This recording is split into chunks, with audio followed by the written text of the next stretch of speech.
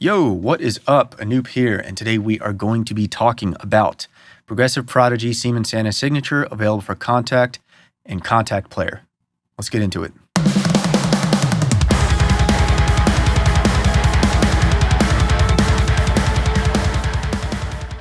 So, first things first, where do I even begin with this drum library? It has been an absolute journey, experience, trip, whatever you want to call it, probably over a year and a half in the making. We got these samples while we were actually developing Monarch. We were in the middle of developing Monarch. This drum library just saw so many different facelifts. There were so many features that we wanted to put in, so much feedback that, I was collecting from Monarch and Fairview that I was trying to juggle everything and make sure, all of these ideas got into the drum library. I really wanted it to feel nice and feel fluid. Because of that, this drum library saw a lot of different revisions. It's been an amazing learning experience. I will say that, it's kind of like releasing music. When you release this body of music, you've been working on it for so long, you're so invested, it's finally out there. You kind of like sit back a couple days after, you're just like, what am I supposed to do now? How am I supposed to, make something that's going to top that? And, that's kind of the feeling I had with Progressive Prodigy. We had just released Monarch. It's almost like you need a decompression period where you kind of go through like a reset process so you can approach something like this with just a fresh mindset. So yeah, there was a lot of this, okay, where do we go from here? How do we kind of push the boundaries of Contact even further? I'm really, really, really happy, very proud with how this drum library turned out. There was definitely a new direction that we went in with certain things, which I'm really excited to talk about. So this kit was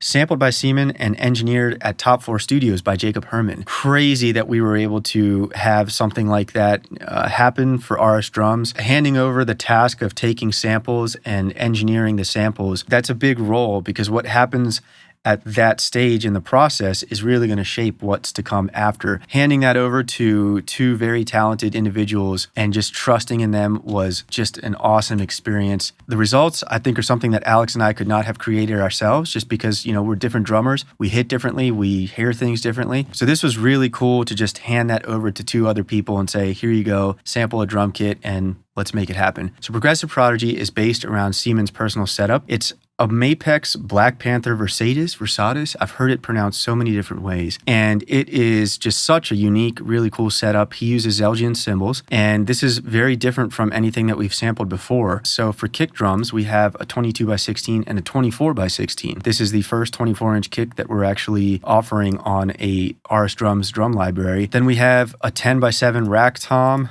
12x7.5, 14x13, and a 16x15. Really unique shell sizes. Normally, our previous kits have come with 16 and 18-inch floor toms, but the tone that they were able to get from these toms is really, really, really heavy.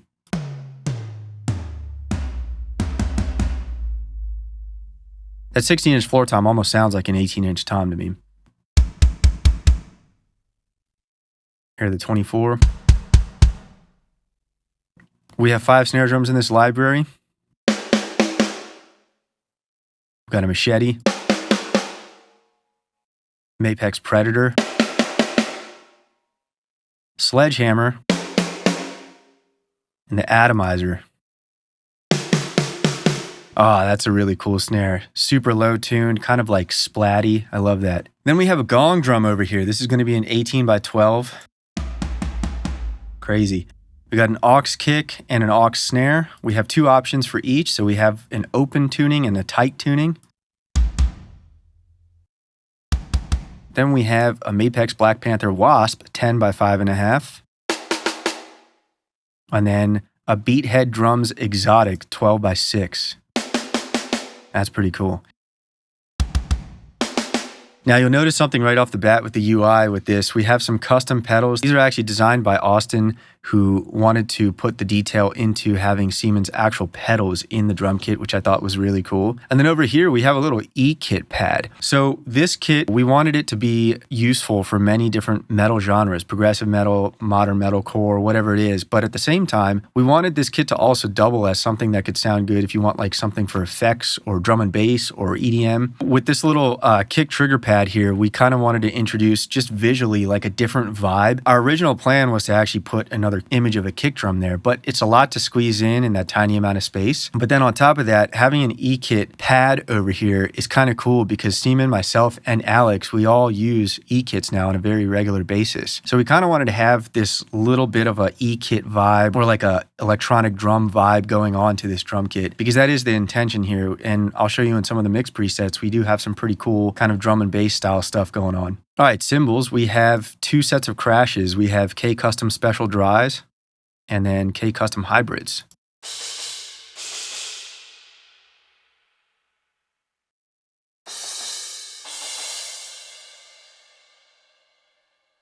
Pretty cool. For ride, we have a Zeldin K ride, but really what this is, it's actually 2 Zeldin rides in this position. We sampled 2 different rides, and originally we were going to be able to switch between those 2, but they were so drastically different in tones, we thought it would actually be kind of cool to just put all of the articulations available at once. One ride is more of a dry ride, one is definitely a brighter ride. If you're programming something, let's say you need a really bright, aggressive, a little bit more of a metal bell, and then later in the song, there's something more dynamic, a softer section where a drier ride could come in really helpful. We just wanted to be able to program with all of those hits without having to come into the kit page and only select one or the other. So I'm going to skip around here. Let's come over to the settings page. We can just see all of the different ride articulations and hear what they sound like.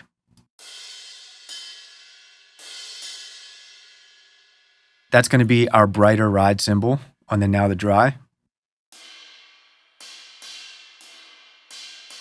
Pretty cool. And now also on this kit, we have a ride crash. So actually crashing on that ride. That was something that was actually mentioned quite a bit to us, that, you know, the next library, people really want a ride cymbal that they can crash on. With Monarch, ride cymbals on that kit were very, very, very metal, almost too thick to crash.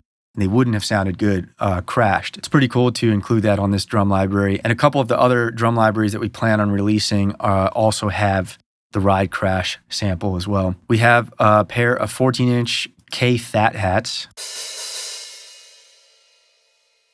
We have an Oriental Trash China. And then pretty much all of the other cymbals on this kit are going to be custom stacks and little effects cymbals. These are all different configurations that Simen has kind of rotated in his setup and kind of switches out whenever he feels like doing something different. Over here on the left effects, we do have a splash. A little 10-inch Zeldin A splash and then a little 8-inch mini stack. We got no shortage of stacks on this kit. So we have this mini stack. We have this center stack. We have a right stack, and then we have a clap stack. That's actually pretty cool. There's some really cool combinations of grooves you can make between all these effects symbols. All right, so the main mixer, if you're familiar with any of our previous drum libraries, this is where we've made the biggest change. This is kind of our new open mix architecture that we wanted to go with. We have all of the channels on the drum library available right here. We can scroll left or right to see all of them. And you have up to 6 inserts where you can do processing on each of these channels. In our previous libraries, we had a boost knob, which would basically control how much processing would occur on that channel. Problem with that is that you can't really go in and adjust the processing for that specific channel. That introduces a whole new element to this because you're not stuck to one sound. You can load one of the mix presets, and if that mix preset works for what you're going for, then great. But if you also need to make adjustments, all of the processing for that mix preset are right in front of you for you to do so. So if we take a look at some of the inserts available for processing, we have some EQs, we have a low and a high pass, we have an SSL style EQ, we have some compression, we have another SSL style bus compression. Super GT is a crazy processor. This, we have compression, saturation, all kinds of stuff. We can really do some crazy things with this. Saturation, in fact, this saturation plugin, just changing the mode from classic to drums just makes a huge difference. We have tape saturation, transient designer, some distortion. We have some preamps here, which you can get some really interesting aggressive results from. We have some reverbs. We have a gain plugin, just, you know, something you can put at the end of your chain if you need to lower the level or raise the level for any gain staging purposes. And then we have a couple of limiters. Now, as you saw, you can open this drop-down menu, see all of the other inserts that you can load, or you can unload the insert at the top. If you click on the name of the insert, it's going to pull that up for you to adjust. And then on the left, if you want to bypass the insert, just click the little button. Before I get into the mix presets, let's just talk about some of the really basic functions on this page. We have a pan knob for all the shells. we have a tune knob for all the shells. If we scroll over to the right on the ambient microphones, on the overheads, room 1 and room 2, we have a spread knob. So this is going to basically widen or narrow the stereo image for that channel. And then for the mono microphone, we have a pan knob. And then all the way over here on the right side, we have a master channel where we can do some 2-bus processing to affect the entire kit. Then below that, we have a volume fader for every channel. We have a mute and a solo button.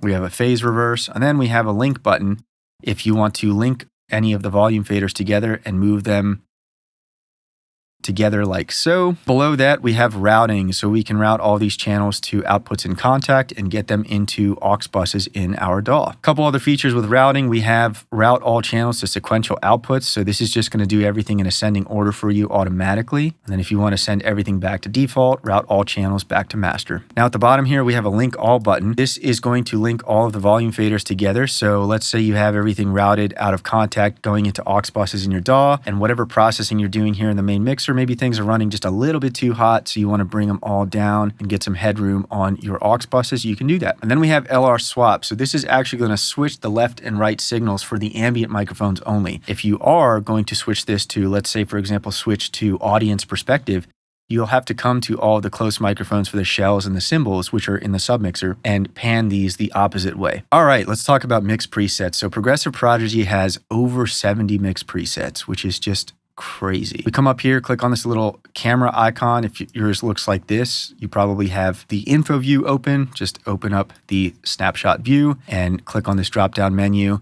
And we have all of the mix presets available on Progressive Prodigy. We're going to use Brian Gosling's Gentle Fist main. Obviously, when you load a mix preset, now you're not stuck to that specific sound. We can come in here and alter and adjust any of these inserts. This has been such an enlightening experience, seeing how everyone else mixes drums. Just to load a mix preset and see how that person, how they were hearing things, how they kind of perceived Progressive Prodigy and how they decided to process it. I would have never thought to process Progressive Prodigy in the so many different ways that it's been processed in these mix presets. It's so cool. It's honestly made the drum library incredibly unique and special. I really want to thank everyone who contributed mix presets to this drum library. Honestly, I think this is what makes the library for me, is having all of these different sounds. It really did make Progressive Prodigy truly unique and special. So let's hear some mix presets. Again, I have Gentle Fist main pulled up by Brian Gosling.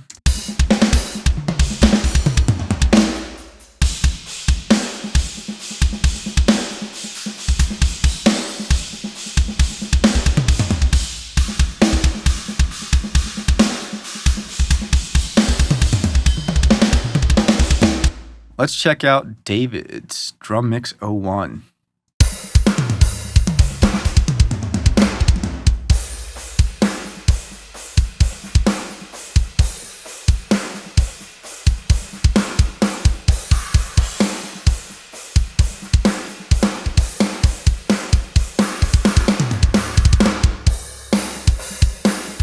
I've been a huge fan of David for many years now. His B-Lo releases just absolutely some of the most craziest music that exists on planet Earth. And to have David contribute mix presets to this library was very much a pinch me moment. Let's check out Ryan Wood.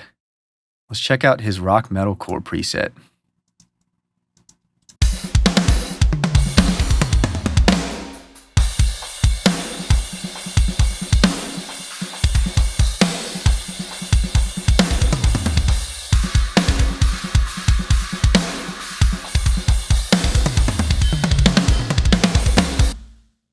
Let's check out some of his other presets going on here. So we have some cool ones. We actually have Leading Animals, which is clearly an Animals as Leaders kind of sound. We have Tessie, which is supposed to be Tesseract. Temi, which is supposed to be Temic, which is a band that Simen actually plays in. And the Leppy, which is going to be Leprous. So let's check out Leading Animals.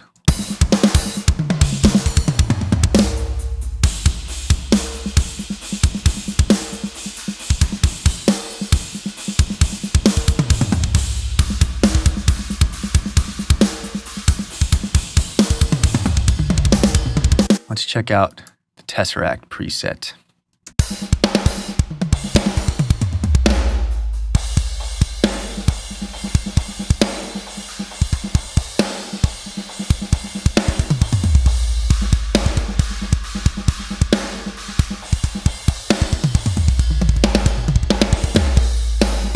Let's check out what Nick Broomhall did. Modern metal drums. Nick is one of my bandmates, so this was really cool to have him be a part of this drum library.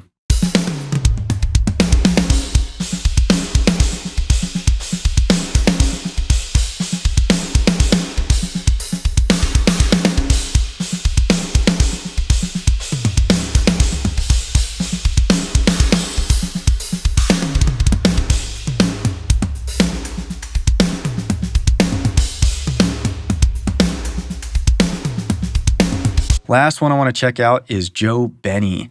This is one of my best friends growing up. Joe is an awesome drummer and producer. Him and I grew up together just playing drums all the time, jamming out together and making beats late at night. We both used to have MPCs and a little vinyl record player next to us, just sampling and making beats for hours. And he still produces today. So I reached out to him, told him we were making a drum library. You know, both Simen and myself are big fans of drum and bass and other styles of EDM. And we really wanted some different sounding stuff happening in Progressive Prodigy. And he put together this drum and bass preset.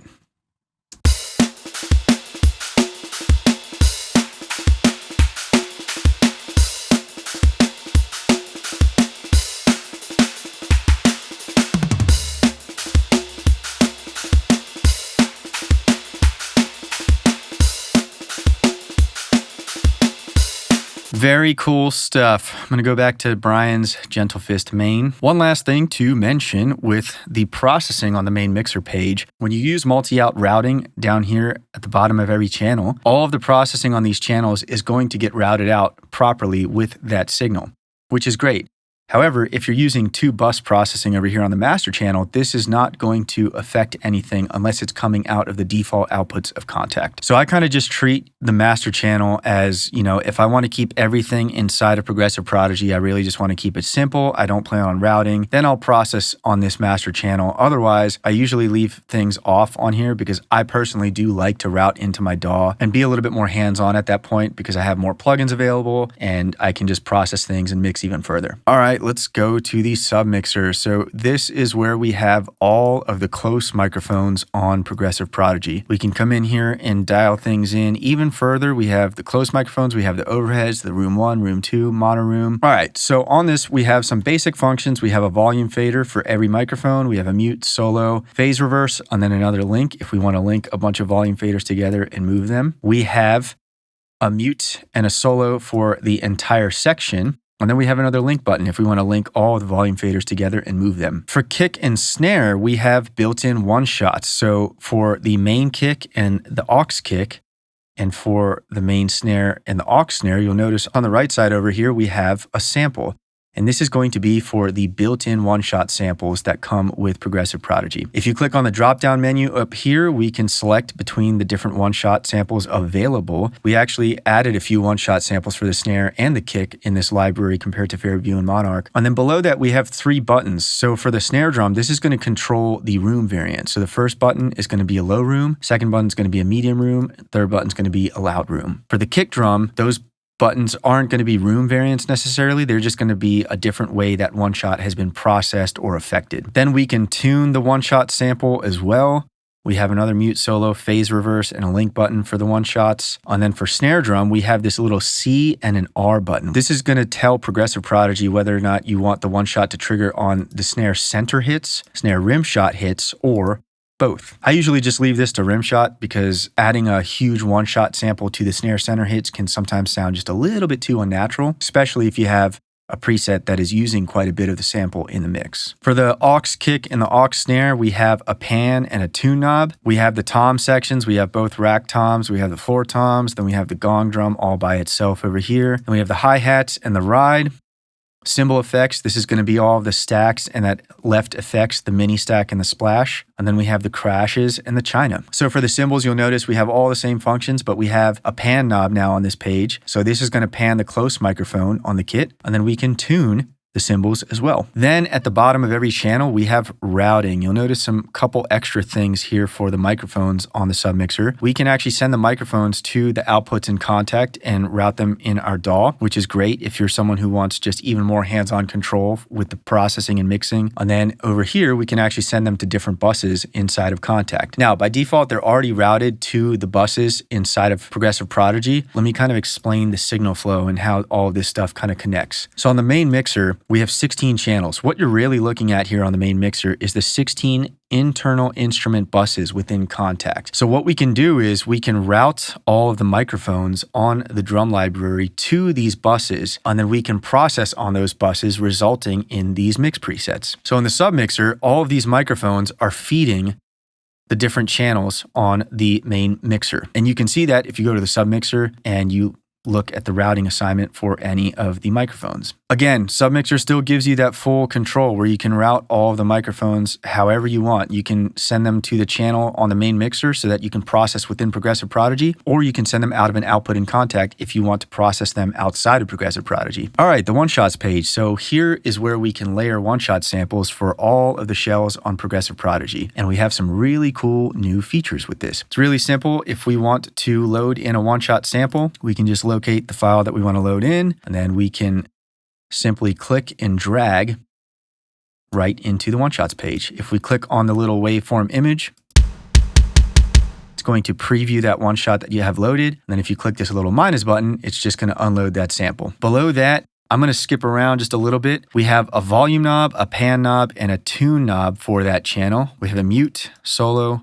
phase reverse, another link, which is going to link the volume knobs for any of these that you have the link button pressed. And then we have routing. So we can now route these one shots. Again, same thing, out of outputs in Contact if we want them in our DAW on specific aux buses so we can control them individually, or we can send them out of the master outputs, or we can also send them through the same channels on the main mixer on the instrument buses. So if you want to load in custom one-shots and you want them to go through the same processing that you have on the main mixer, you can do that by just simply coming here and routing them to the appropriate internal bus. All right, now back to the top here of this one-shots page. We now have A/B stacking, which is really cool. So for every slot, we now have 2 banks of one-shots that we can load in. This is really cool because with Progressive Prodigy, when you get the library, it actually comes with a bunch of one-shot samples that I exported for a handful of the mix presets. And with those one-shot samples, you get the actual kick and snare, how it was intended from the mix preset. So with the room actually baked in with the direct microphone. But then you can see we actually have the direct and the ambient microphone separated. I really wanted to export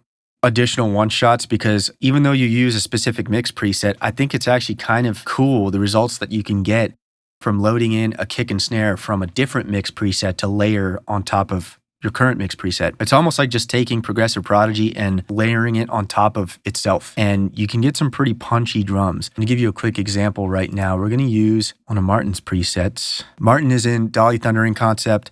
Love that band. Such an amazing band. Barricade drums. This is such a cool preset. And we're gonna load in Brian Gosling's Gentle Fist main kick. And then in the snare section, we're gonna load in the direct into A. We're going to load the ambient into B.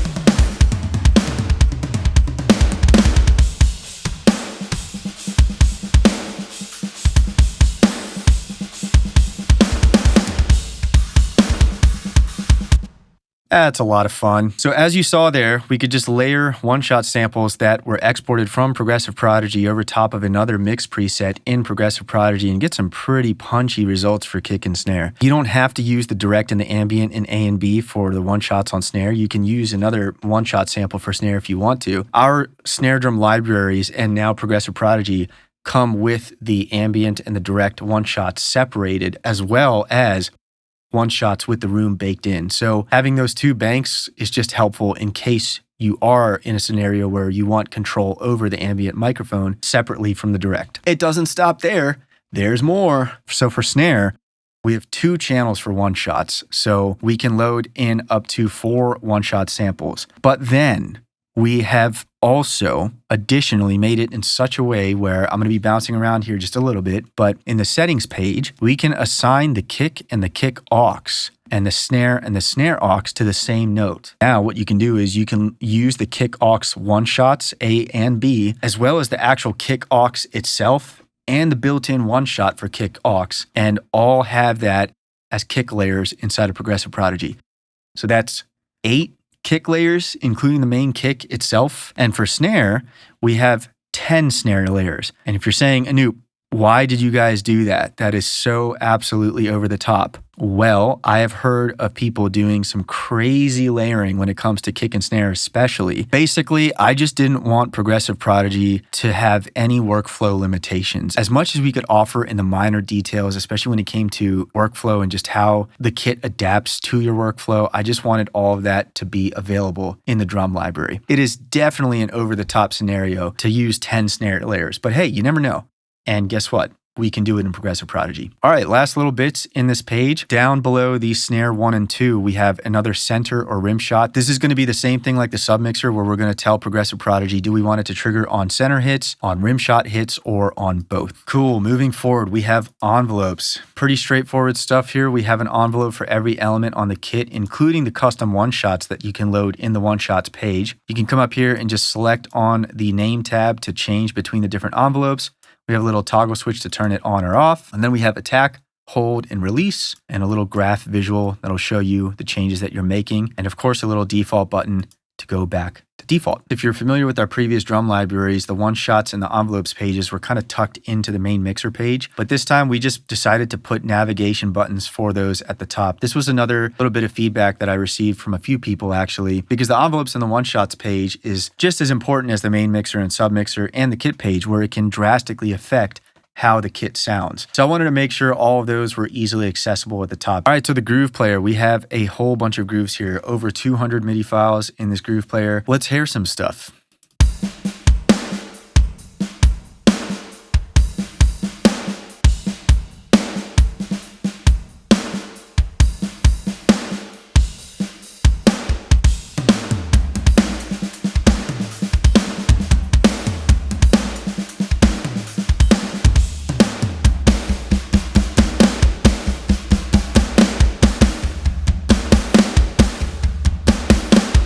Basic functions over here, we have a play preview button, we have a back and a next button. If you want to use this MIDI file in your edit window, once you have it loaded here by double clicking on the groove, all you have to do is click and drag from here and just drop it right into your edit window. One difference with the groove player in Progressive Prodigy is that we wanted to make sure that we used all of the different elements in the kit. Our previous groove player kind of followed a much simpler general MIDI mapping. That's usually how most groove players for Kontakt work. They follow a general MIDI mapping, but how they work is that depending on what you have your MIDI mapping set to in the settings page, it knows where to put those notes, how to map those notes based on what your MIDI mapping is. So our previous libraries had a much simpler kind of layout, you know, your core elements to the kit. But since Progressive Prodigy has so much more happening, we wanted to make sure that we incorporated all of the pieces of the kit in the groove player. So you'll find stuff that uses pretty much every element available in Progressive Prodigy. And that's something we want to continue for future kits because we have all kinds of other unique things coming out, you know, tambourines, cowbells, all that kind of fun stuff. So just a little bit more of an elaborate groove player than our previous drum libraries. And, you know, we definitely do actually plan on updating our previous drum libraries to incorporate more as well. All right, settings page. Here we have all of the MIDI assignments for every articulation on Progressive Prodigy. We can manually assign it by clicking on this drop-down menu, or you can use a MIDI learn function. If you click this little arm button, if you're using a keyboard synth or anything like that, or an E-kit, you just have to go press a key or hit a pad. It will learn the assignment. If you click on the articulation name, it's going to preview it.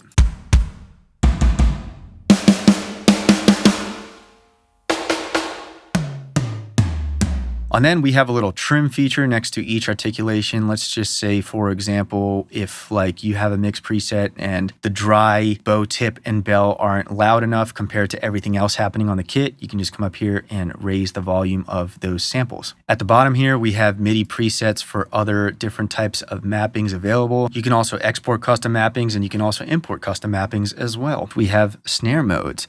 Snare mode 1 and 2 right up here. Snare mode 1 is going to operate where the center hits for snare drum and the rim shot hits for snare drum are on 2 separate MIDI notes. Snare mode 2 is going to place a rim shot hit at the top of the velocity range for snare center. So if you're someone that likes to program all of your snare hits, snare center, and rim shot on the same MIDI note, you can come here and select snare mode 2. You can still use all of the different velocities available for rim shot because that note will still be assigned, but now at the top of your snare center hit, you'll have your rim shot hit as well. And lastly, in the MIDI mapping presets, for the libraries that already have this, for example, GG Invasion, we've made sure to go ahead and save the snare mode with that MIDI mapping, so it will automatically switch to the appropriate snare mode depending on the MIDI mapping you pull up. Then we have flam distance. This is a fun one. So we have flam center and flam rim shot, and this is going to control how wide or narrow the flam hit is.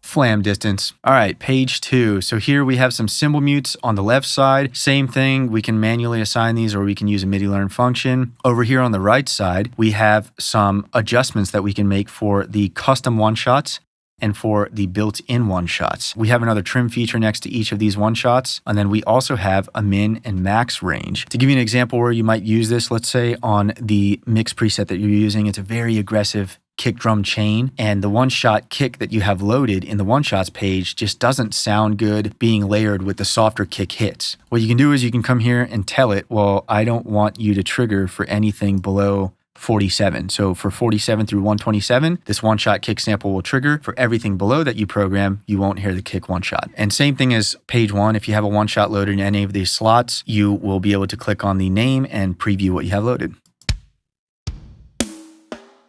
All right, cool. Velocity curves page. So here we have all the velocity curves for every element on the kit. We can adjust the graph like so, clicking and dragging, and then we can just use this little on-off toggle switch above each graph to turn it on or off. The velocity curves are going to be especially helpful for e-kit players just to dial your setup even further. And then over here on the bottom right, we have a whole bunch of hi-hat calibration functions, making sure that our hi-hats and the contact library just worked was incredibly important for us. I'm not going to go too in depth with the actual setup. We have other videos on our channel that go through the process of setting up just the hi-hats and also full e-kits, but let's talk about how this works. So the CC Learn 1 and the CC Learn 2 are going to be what we use to communicate to contact what the zones are on our hi-hat pad when the hi-hats are open. So if you have a single zone pad, you just need one of these, but if you have a dual zone pad, usually I like to assign the note 1 to the top of the pad and note 2 to the edge. Then over here on the left side in the CC settings, this is what communicates to contact if the hi-hats are open or closed. So we can use this learn function and press on your hi-hat pedal and it should assign it to number 4. Most modules are on number 4, but just use the learn function to be safe. So the CC position is actually going to change based on how much pressure you're applying to your pedal hat, how open or closed are your hi-hats. And then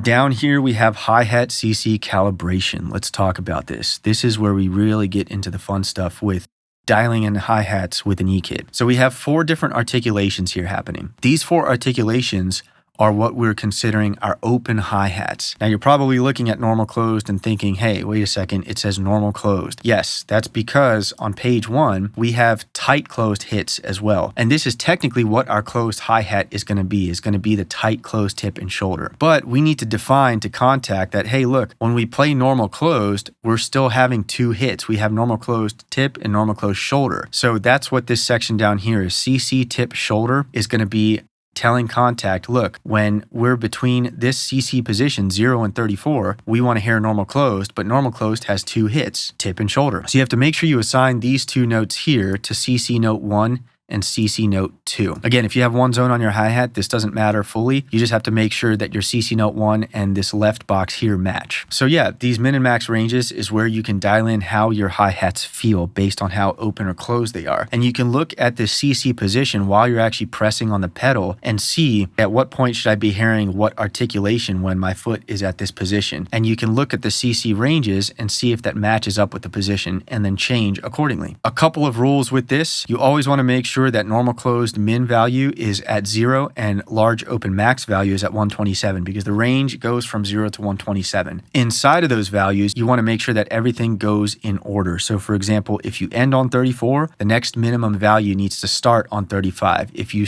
let's say for example, have 52, then when your CC position is anywhere between 34 and 52, you won't hear anything trigger. Last thing for the hi-hats, if you go through this setup and let's say for example, when you have the hi-hat open, but you hear a closed hit, and then you have the hi-hats closed and you hear an open hit, all you have to do is come here and invert the CC, and that's just going to flip everything for you. Last thing in this page, we have Aftertouch. So if you have an e-kit that sends Aftertouch messages, it's literally that simple. Just come here and turn it on, and Aftertouch is good to go. Some DAWs might have MIDI input filters. It's important to check that. In Pro Tools, come up to Setup, MIDI input filter. You can see there is a MIDI input filter for mono and polyphonic Aftertouch. So if I was on my e-kit right now and I turned Aftertouch on and I'm not getting it to work, it's because these MIDI filters are on. So we just have to turn it off, hit OK, and you're all good to go. Last thing is when you get Progressive Prodigy, we have some additional downloadable content that comes with the drum library. We have the one-shots, as we saw earlier. They come in 44.1 and 48 formats, and we have one-shots for just a select few mix presets. And in those one-shots, again, we have the ambient and the direct separated for the kick and snare, but then we also have the kick and snare as they were intended with the rooms and everything baked into one sample from that mix preset. Then we have TCI files for Slate Trigger for all the shells on the kit. This is going to be TCIs for all of the raw shells from Progressive Prodigy. And then we have additional e-kit mappings. So if you have any of these drum modules and you just kind of want a starting point, you can load any of these by coming over to the settings page and then importing mapping and then locating that mapping that you want to import. And then there's also a little setup document here that walks you through setting up Progressive Prodigy with your e-kit as well. And that is Progressive Prodigy. Huge thanks to the team that worked on this: Moises, Chris, Austin, Ryan, Brian. You guys absolutely did an amazing job, and I can't thank you enough for all of your hard work on this drum library. And huge thanks to everyone who made mix presets on this drum library. I'm going to sound like a broken record. I know I said it earlier, but it really did make this drum library for me and made it just that much more special and unique, and I really appreciate it. If you have any questions, please don't hesitate to leave a comment below. That's all I got for you, and thanks a lot for watching.